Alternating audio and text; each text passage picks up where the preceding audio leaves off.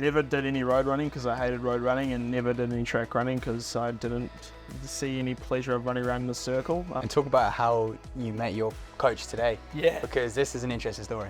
Yeah, he was like talking up a big game at the start of the race, and everyone else was talking about it. I was like, sweet, I'll just get amongst it and see what happens. And I like attacked through there again, and he tripped over it as soon as I attacked. And then it was like 6k to go, and got him by about 20 seconds. And went to this race, stole us $1,000, and was sleeping on his couch for the next 3 years. He comes up to me like, I just had no clue who this kid is.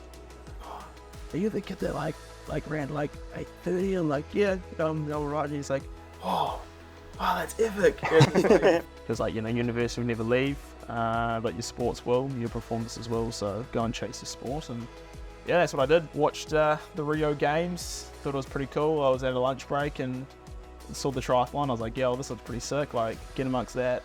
Hello, welcome back to the Sunday Plodcast. Today we're at Sports Shoes HQ, joined by triathlete Hayden Wilde. Hayden, great to have you on, and thanks for coming on to the podcast. No, it's a pleasure. First time here actually at the HQ. I think it's relatively new here, so Yeah. It's nice to actually see the people of Sports Shoes and meet you guys. Yeah, good stuff. Do you mind just telling our listeners why you're in the UK, what sort of races you've been doing recently? Yeah, so I've been in the UK since Thursday, raced in Sunderland for the World Triathlon Series Championship rounds. It's normally actually in Leeds, but it's first time in Sunderland, and yes, I raced there for the individual for the race for the world title, and the day after raced the mixed team relay as well. So it was a jam-packed few days here in the UK, but enjoyed my time, and it was great. The sunshine came out, so happy days. A rarity in Sunderland. Yeah, well, that's what I've been told as well. But it's right beside the old Norwegian Sea, so the sea was relatively cold. I think like 14.5 degrees. So first time I ever worn a thermal cap in a swim. So it's telling something about the swim league on that one. And how'd the competition go? Because you're in a busy time of year now, a lot of races back-to-back weekends and stuff. So how was it for you? Yeah, it was actually like relatively good for kind of where I am. So a couple weeks ago we raced in Hamburg. There was the World Championship, so it was part of the World Series, but it was dubbed as the World Triathlon Sprint Championships. So that was 2 weeks ago. So we had essentially had about 5 races in 3 days, Friday, Saturday, and Sunday, and a lot of people, a lot of high intensity racing, and caught a bit of a flu after that race, and kind of just lingered for like 10 days. So just more of like a head flu. So I was training relatively well, but the recovery was just like average as, like just legs were lactic. It just took for ages to recover, and heading into Leeds, Sunderland. We were kind of like 3 days out, and I was still kind of like really struggling to like release the lactic. So I was like, whatever happens in the race, we'll see what happens. I'm not expecting too much, but if we look earlier on in the season, in Abu Dhabi, I had a mechanical, so that was my race that I wanted to redo. So we have 7 races, and you have 4 races that count for the World Triathlon Series Championships, plus World Champs at the end, which we'll get to. And had a mechanical in Abu Dhabi and came like 41st and got like 20 points, which is not ideal. So Sunderland for me was just to come over here, perform well, get a good position, so I can swap that race out and get better points for the championship round. So got 3rd, and so pretty stoked to stay on the podium. Other than Abu Dhabi, I haven't been off the podium this year, so the form's there, and being on my off day in a sprint finish for the end, not too bad. So it would be nice to get this flu over and done with, and get back to 100%. Yeah, for sure. And I'm sure we'll get into that World Champs later on. But could we just rewind a bit and chat about how you kind of first got into triathlon, or obviously we're a distance running podcast, so running in general kind of over in New Zealand? Yeah, so I actually started with a bit more running. It was actually kind of my more running for fitness. So was play football, played hockey, cricket, every kind of team sport under the sun. That's what my brothers did, so I kind of just followed them around a little bit. The youngest of 2 other brothers, so just did what they did, and kind of found out I was a little bit unfit for all the sports I was playing. So I just started running. It was pretty easy to just get out the door and go for a run. And with New Zealand, like, we just got trails everywhere, and it's just like the running out there, as the scenes are just so nice. And never did any road running because I hated road running, and never did any track running because I didn't see any pleasure of running around in a circle. So I just did actually a lot of off-road running, and that was pretty much all I did, and that's kind of how I developed into more of like an adventure racer. So adventure racing, orienteering, and doing like mountain running races as well. So I was doing a lot of like trail running races, and that's kind of what led me into exterior off-road triathlon. So yeah, picked up a bike. Teacher told me I was alright at running, and started riding the bike, and yeah, they said not too bad at the bike, and started swimming, which was a different story. It's, you know, pure technique instead of kind of just like pure grit on the bike and the run at that point. And yeah, went to Rotorua, which was like a stop for the Xterra kind of series. I was about 16, 17 at that point, and yeah, got into that race and won my division, which gave me a slot to World Championships in Maui. And yeah, kind of moving forward a few years, raced World Champs twice as a under 23 and won both times. And from there, it was kind of like I really wanted to pursue triathlon off-road. So I was kind of like at a crossroads where, you know, do I go to university or do I continue with my sport? And like a quote that stayed with me for a bit was from a teacher of mine who was the head of sports, and he was like, you know, university will never leave, but your sports will, your performances will, so go and chase your sport. And yeah, that's what I did. So moved from Whakatane, where it's like an East Coast spot, went to Tauranga, met my coach of what I've been with through 7 years, and watched the Rio Games. Thought it was pretty cool. I was at a lunch break and saw the triathlon. I was like, yeah, well, this looks pretty sick, like get amongst that. So never done a triathlon, still haven't like been running on the road. I've dabbled in a little bit of track and actually found it actually like relatively exciting, really enjoyed it. Got the 1500 meters and 3000, 5000 meter records for my school. And then moved to Tauranga for a part-time job as a landscaper, and was working more or less 5 hours a day for about 3 years, and then moved to my first kind of racing in Japan, got some points, and then headed to Europe, got some more points, and the story just started like that, was trying to chase points as a full-time landscaper and trying to juggle 20 plus hours of training, which was pretty hard. So yeah, that's kind of like the short-term story of how I got into triathlon and where I am now. And talk about how you met your coach today. Yeah. Because this is an interesting story. Yeah. So it's actually a real funny story. So I was kind of getting some part-time coaching from a local, and I went to this like half marathon because I was still doing like the kind of half marathon runs, as I really enjoyed it. And started the line, and I got told there was this like relatively decent like marathoner here, and so my coach now. So the background, went to the Manchester Commonwealth Games, probably should have gone to London Olympics, but was in a bit of a freak accident when he was in training in Kenya. Car kind of came out towards him on the side. He stepped across and actually missed it, but he didn't realise. I think he cracked his femur, but he didn't realise. So he did a 10K, I think it was like one of the London 10Ks, and he ran like 28 low. So he was in amazing form, and then got to the Manchester Games, Com Games, and ran about 500 metres and couldn't walk. So I had to DNF, so that kind of sucked for him. But anyway, that was this guy that was turning up, so I knew it was quick, and he was like talking up a big game at the start of the race, and everyone else was talking about it. I was like, sweet, I'll just get amongst it and see what happens. And he went out like so hard, and then I just sat behind and just tried to hold on. And where was it? The halfway mark, there's like a little climb, so I just kind of attacked and got away for like 5 seconds and had like a 5-second gap for like a K or two, and he came back on, and then we went like through this. It was in the Hawke's Bay, so we were going for like vineyards and stuff. So it was like a little like off-footing a bit, and I like attacked through there again, and he tripped over it as soon as I attacked, and then it was like 6K to go, and got him by about 20 seconds, and at that point that we're kind of where in some ways we made the relationship. I went to this race, stole us $1,000, and was sleeping on his couch for the next 3 years. So that's quite a funny story with how we kind of met, and but how we kind of actually started coaching me was I was still getting coached by the guy that I previously said, and he knew the swim coach. Her name was Liz Van Wheely, and she went to the Olympics as well for swimming. And then so I started getting coached by her, but Craig was also doing Ironman at the at that stage, so he was getting swum by her as well. And then we kind of just met at the swimming pool again, and then I was looking for a new coach because the coach that I had said like, oh, like I can't coach you anymore, like I'm at my capabilities, I don't know what else to do with you.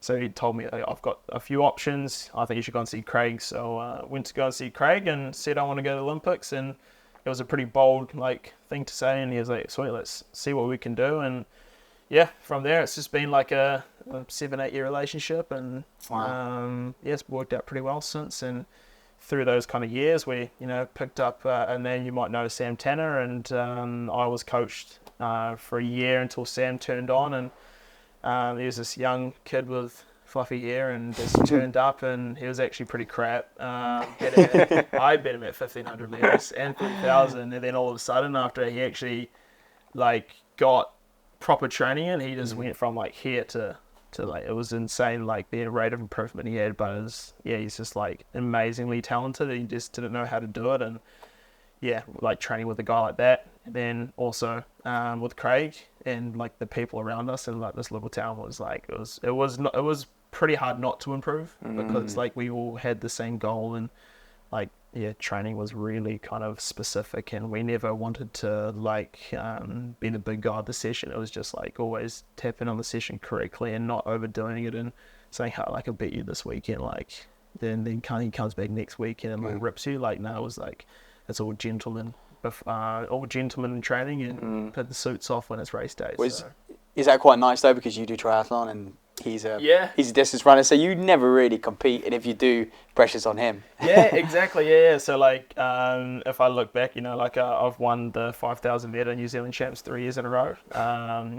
So him and I, we always go into a race. So I know, at a point where he was trying to qualify for Tokyo, and I'd go out and actually sacrifice myself, because I knew we had two different objectives. So I'd go out and pace the 800 for 800 meters to try and get to 1,100 meters, and pace at that 155 for him, to then hopefully he can close and get that Olympic qualifier for Tokyo. And unfortunately, it was just him and I in most races, because New Zealand distance running wasn't in a great space. But now we've just got talent coming out of our ears at the moment with Geordie Beamish. He just got the 3,000 meter steeple record, and the high jumpers are going well, pole vaulters are going amazing, and Zoe Hobbs, and it's going real well at the moment, so it's really nice. Yeah, awesome. And what seems nice is that you both started almost doing it at an amateur level in a way, or an amateur setup, but now you're kind of at the top of the world, both of you, and you're still training together. What does the setup look like now? Where are you based, and things like that? Yeah, so how Sam and I also first met was actually at a high school meet. It was a 3,000 meters, and he was just young fizzer. We still weren't coached by Craig at all, and it was I was from another high school. He was a couple of years younger, and he was this fizzer, and he comes up to me and I just had no clue who this kid is. And qualified through the Bay Plenty Champs, which is our region, and then we went to the Waikatos, and he was oh, are you the kid that ran 8:30? I'm yeah, I'm right. And he's oh, that's epic. It was just fizzing out. It was crack up, and that race I won that one. He was second, and then kind of the relationship grew from there, which was real cool. And what training looks like for us now is in the New Zealand Summit. We're both based in Tauranga, so his family lives in Tauranga, and I rent a house in Tauranga when I'm in New Zealand. And we have Craig there, so normally we do our Tuesday workouts together, Thursday kind of tempos together, and a Saturday workout on the road.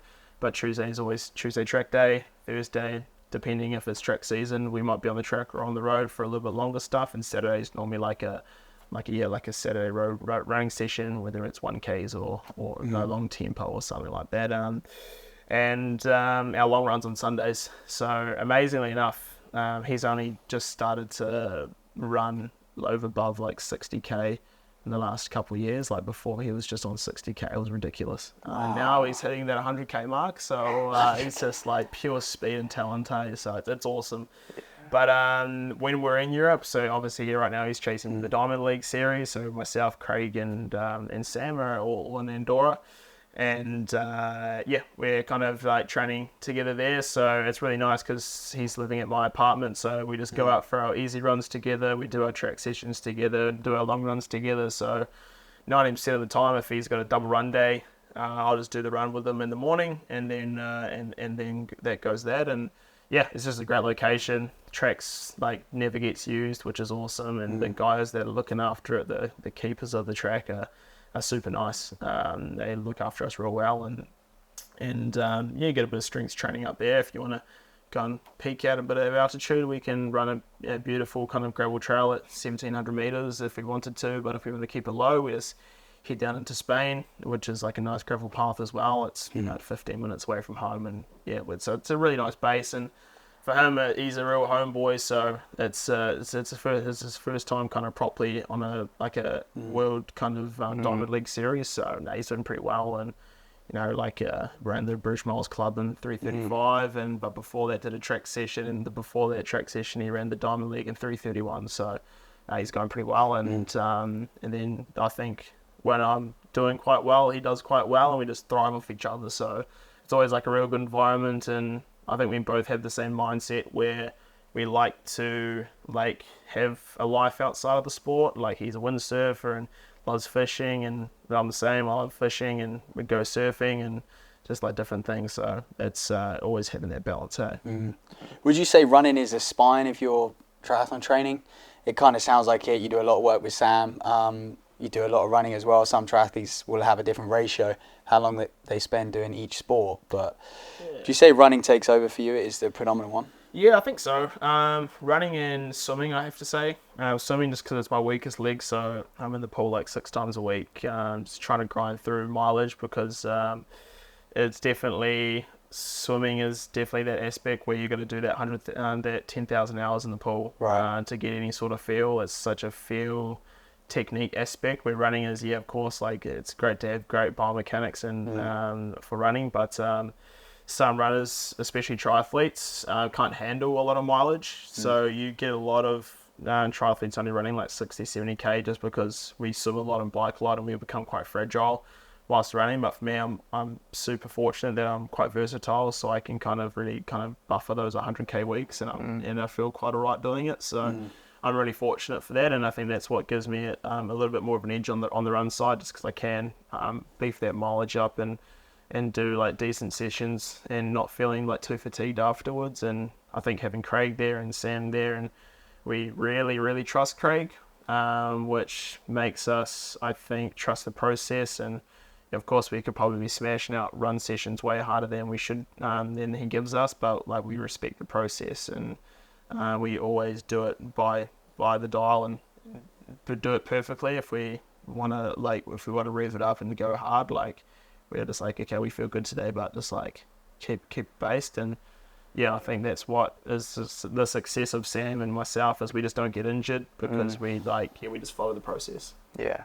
And one thing that must help with that, we're obviously surrounded by some lovely shoes. Nike Sports Shoes athlete, what are you wearing kind of through that training week? Yeah, so for me, I love to recycle through shoes. More so, I think if you stay in one pair of shoes, your feet kind of get used to that, and you kind of hinder some of your like feet muscles. So I think from New Zealand, when I was a young kid, I used to run bare feet like everywhere. So it was just like a thing I used to do all the time. I don't run bare feet hardly anymore, but I think like they give me like some really decent strength back in the day. But for like just like a normal week, I'd kind of recycle through like the Piggies, the Invincibles. I used to kind of go back and forth through the Vomeros as well, as it was just more of a structural shoe, and it was quite nice to ride. And then also, the Piggy Turbo. So the normal Piggy Turbo, Invincibles, and like track sessions, I'll be on the Dragonflies, because the victories, I think back in the days, like you probably only would want to do one session in them like per fortnight, but just with the Dragonflies, it's just so much more cushion. That like I remember doing like trying to attempt the hour record when everyone was doing the hour record on the track when Mo did it and all that. So I did try the New Zealand one. I think I was like 80 meters short or something. But it was like a super windy day, so I would definitely go back and give it a go. But like I got up to like 19k in them, and like your calves were not phased at all. Probably 20k was like, whoa, but like doing 19k in a pair of spikes, like it's not too bad. So that's that you can see the development in the shoes. And yeah, race day normally go for Vaporfly 3 currently. So yeah, I love to recycle through shoes and keep the feet guessing, keep them strong. It's interesting. You do quite a lot of track workouts, I take it in. So you put a lot of value on track sessions, even though obviously triathlon predominantly on the road, and over the longer distance as well. Yeah, we do like Saturday run sessions on the road, but I think predominantly, yeah, as you just You're once a week on a like track. I really do enjoy track running. Like, Sam is a track runner, so he's track running, so why not? I'll just join him. But I just really enjoy track running. Like, even though I'm a super relaxed athlete and don't really phase about the little things, I really enjoy the being like doing things with a little bit of finesse and really being super dialed. So the track is super easy to do that. So, if we're doing like an 800 meter set and it's like a descent set, so you go through, the set, if you're doing, for example, like a good set we do is three sets of 400s, and you start at like 70 seconds, so you want to hit that 70 seconds perfectly, and you just want to become like a metronome. So like you want to do 70, then a 68, then 65, 62, 60, and then that jog recovery, and then you want to hit that back again. And I think the simplicity of just like hitting those numbers like bang on is actually really nice. And like Sam and I kind of went at like his. If you ever met Sam, he's a bit of a fizzer and like Seems like a character. Oh, dude, yeah. So it's so whenever we do like a trick session and we just like hit it like 70 flat or like 60 flat, where it's like nice. Yeah. So I don't know, like you boys have probably done some trick sessions. And just like hit it nicely. Like it's not like 3 seconds under. It's not 3 seconds over. It's when you hit it nice. It's like that feels kind of nice.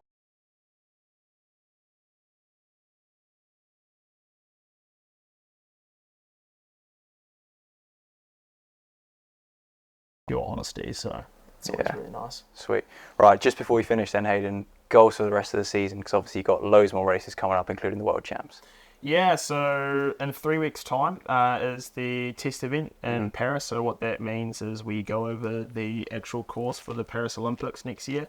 So it gives us the opportunity to look at the course, test some things out with maybe different tyre pressures or different tyre choice. But also it gives us an opportunity to see the course itself. But that also brings up the first opportunity to auto-qualify for the Olympics 1 year out. So for the New Zealand criteria, it's a podium at the test event, and then you'll get your automatic selection. So as long as you qualify for that event and you get top 3, you're qualified no matter what. The only thing that could hinder that is, say, if you got injured, you might have to do a couple health assessments to say, okay, you're still good to go. But yeah, so that's kind of the big thing. And then after that is Pontevedra World Champs, so that's also a big one as well. So the World Champ, well, it's not really World Champs, we call it the Grand Final. So we have the 7 races, your four races through the World Triathlon Series count towards your end of series points, but plusing the Grand Final, which is Pontevedra. So essentially you get 5 races that count. So if you miss the Grand Final, it's a pretty big thing. You're essentially missing out on like bonus points, so you need to go to that one to essentially win the World Triathlon Series. So it's pretty hard to win it if you miss that one. So that one's a pretty important one. Got some good points at the moment, so ideally do well in Pontevedra and hopefully bring a world title home. So that's the goal for the rest of the year. Yeah, good stuff. Well, yeah, we wish you all the best the rest of this season and then the Olympics as well. But thank you so much. I'm pretty sure we'll see each other maybe for another podcast. Hope so. Definitely need a part 2. Yeah, Sam will be brilliant as well. Jeez, he'll tell you about barrels and everything. I got to ask quickly, the Maltese Falcon, the nickname, where's that come from? Yeah, so Super League 2018, I think. We went to Malta for a while. It was like when it was like kind of really newish, and I was one of the young guys coming through, and like one of the MCs, he was I don't know what was going on, but I was in this group, and he would always say like Johnny Brownie, so like here's Johnny like coming through, and And then he's like, here comes Multi Falcon, and no one had like any clue what he was talking about. And then I realized like every time I went past, he was saying it. I was like, okay, like I don't know what the heck it is, but Multi Falcon, rightio. Looks like this is the new nickname. And then someone sent me a link of what the Multi Falcon was all about, and essentially what it is it's this guy that used to. He was like an aviation pilot, and he used to like in the I think World War I or II or something. He used to look after like secure the Maltese island, and the way he used to like take down enemies was like he would come from behind and go under like the UAV and come up and attack them. And that's what I essentially was doing. Was I was not a great swimmer, so I'd come from behind, attack on the bike, go through everyone, run through everyone, get back in the water, go out the arse, but then come back through the race. So that's how I got the name. Cool. It's just stuck, and yeah. That's pretty much the back end of the story. Sounds like a good nickname to have. Yeah. It could be worse nicknames. Yeah. For sure. Okay, perfect. Well, thanks for chatting to us, Hayden. Appreciate it. Thanks for having me on.